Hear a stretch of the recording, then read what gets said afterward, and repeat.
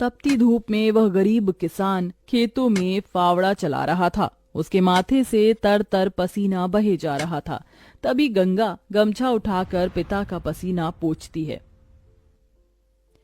बाबा, आपके माथे से कितना पसीना बह रहा है। आप थक भी गए हैं, थोड़ी देर आराम कर लो। फावड़ा मुझे दो। गंगा को खेत में फावड़ा चलाते देख सेवक राम की आंख भर आती है। मेरी गरीब बेटी के जिन हाथों में मेहंदी लगनी थी, उन्हीं नाजुक हाथों से मेरी गंगा सख्त फावड़ा चला रही है। तू एक गरीब की बेटी को ही ऐसा भाग्य देकर क्यों भेजता है भगवान? एक गरीब के जीवन की सबसे बड़ी दुविधा बेटी को ब्याहना होता है। ये कहानी है ऐसे ही किसान सेवक राम की, जो बड़ा गरीब है। उसकी दो बेटी गंगा और अंजू हैं। यूं तो सेवक राम ने गंगा के लिए कई रिश्ते ढूंढे, मगर भला एक गरीब की बेटी का हाथ कौन थामना चाहता है। किसी तरह से उनका जीवन कट रहा था। सेवक राम, उसकी बूढ़ी पत्नी जानकी और दोनों बेटी सारा दिन तपती धूप में खेत में काम करते रहे। शाम को खेत का मालिक ब्रिज वहां आया। अरे ओ सेवक राम, सारा खेत जोत दिया? जी ब्रिज बाबू, खेत भी जोत दिया और बीज भी बो दिया। ये ले, तेरे परिवार की आज की दिहाड़ी 250 रुपए। ये क्या मालिक, आप पैसे तो कम दे रहे हैं। पहले मेरी अकेले की दिहाड़ी आप मुझे 200 रुपए देते थे, फिर घटाकर 100 रुपए कर दिया और फिर सीधे 70 रुपए कर दिया, और उसमें भी पूरे पैसे नहीं दे रहे हैं। मैं, मेरी दोनों बेटी और पत्नी को मिलाकर हम कुल 4 जन आज खेत में दिन भर जर मर कर खटे हैं। अरे 30 रुपए ही तो कम है, उसमें क्या तू खरीद लेगा? है एक एक रुपया भी मेहनत से कमाना पड़ता है मालिक।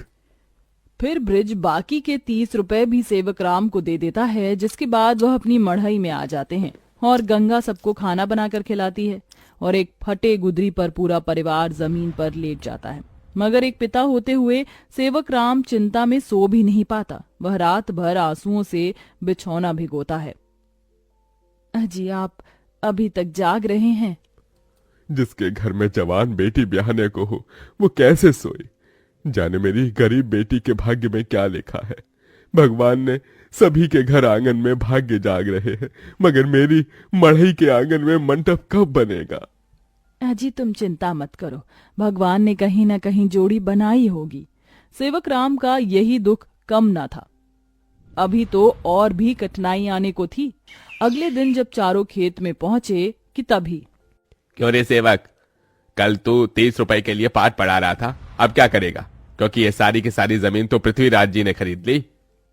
तभी अंजू ने गंगा से कहा, दीदी, अब हम क्या खाएंगे? खेत बोकर ही तो थोड़े बहुत पैसे मिलते थे। सेवक राम अपने परिवार को लेकर लौट आया। वह दिन रात चिंता में गलने लगा। ऐसे घर कैसे चलेगा प्रभु? कैसे होगी गंगा की शादी?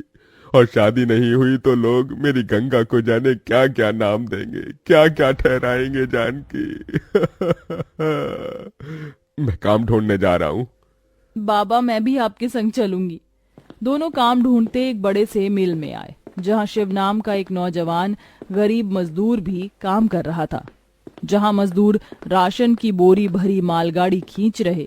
सेवक राम ने काम मांगा, दोनों को काम मिल गया। गंगा अपने पिता की बराबरी में काम करती।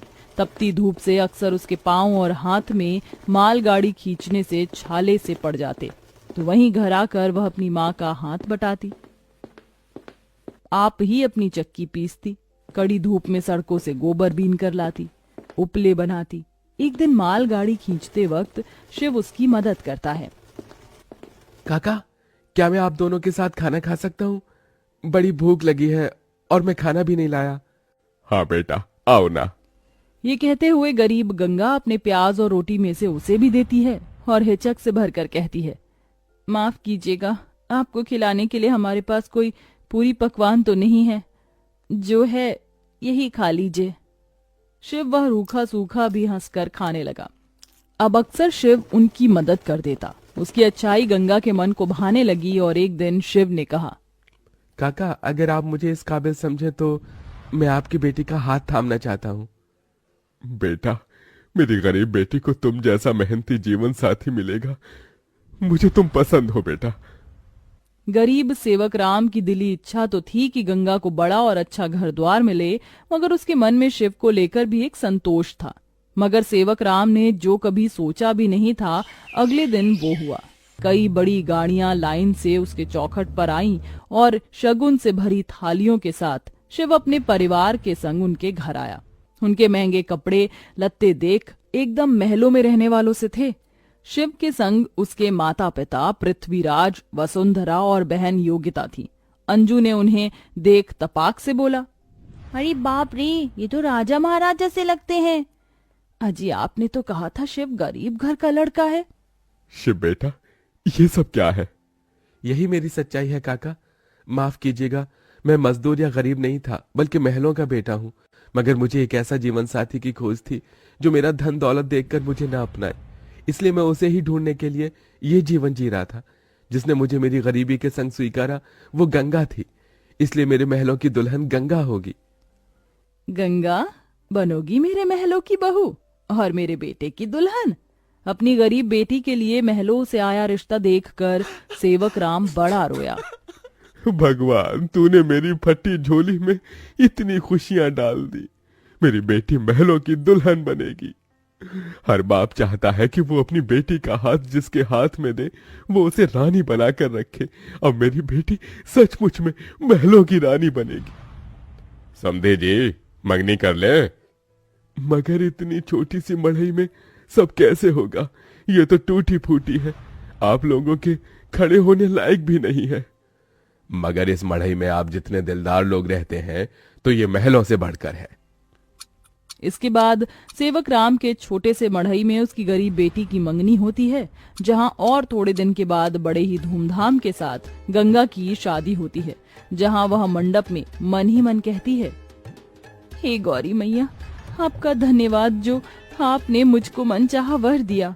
इसके बाद गंगा विदा होकर अपने महलों के ससुराल में आ जाती है, जो दुल्हन के जैसा सजा हुआ होता है, जहां कई नौकर चाकर शाही अंदाज में उसके स्वागत में खड़े थे। तभी महंगे से लहंगे में ननद योगिता ने कहा, आइए भाभी, आपके महलों के ससुराल में आपका स्वागत है।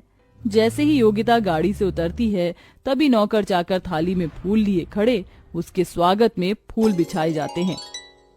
जहां कल तक उसके पांव को कांटों की चुभन मिली थी, आज वह महल की दुल्हन बनकर फूलों में बदल चुके थे।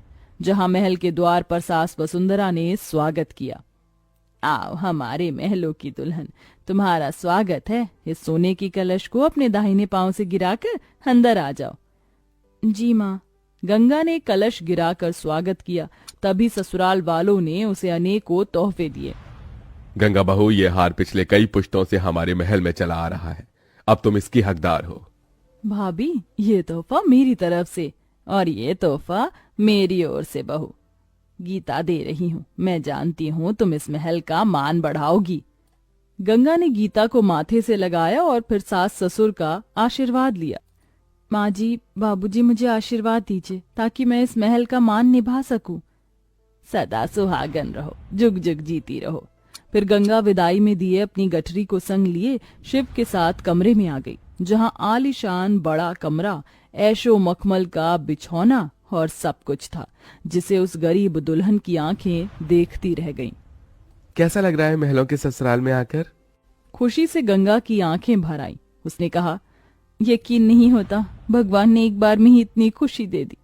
शिव, सब एक सपने जैसा लग रहा है। अब यही तुम्हारी दुनिया है। उस रोज जमीन पर सोने वाली गंगा मखमल के बिछौने पर सोई। अगले दिन वह नहा धोकर नीचे आई, जहां खाने की शाही मेज लगी थी और इर्द गिर्द नौकर खड़े थे। बहू बैठो, खाना खाओ। तभी नौकर ने गंगा को खाना परोसा। एक निवाला खाते ही गंगा को अपनी संघर्ष भरी जिंदगी और याद आ गई। उसकी आंखों से आंसू छलक गए। क्या हुआ गंगा बहू, खाना अच्छा नहीं बना? नहीं माँ जी, बहुत अच्छा बना है, बस ये सब खाने के तो एक गरीब की ख्वाहिश होती है। मैं बहुत खुश हूँ, बस चाहती हूँ कि हर लड़की को उसके सपनों का ससुराल मिले, जैसे मुझे मिला। थोड़े दिन में गंगा अपने महलों के ससुराल में सुखी से रहने लगी। किसी गरीब की बेटी को चुनकर हम भी ये पुण्य कमा सकते हैं। स्टोरी पसंद आए तो सब्सक्राइब जरूर करें।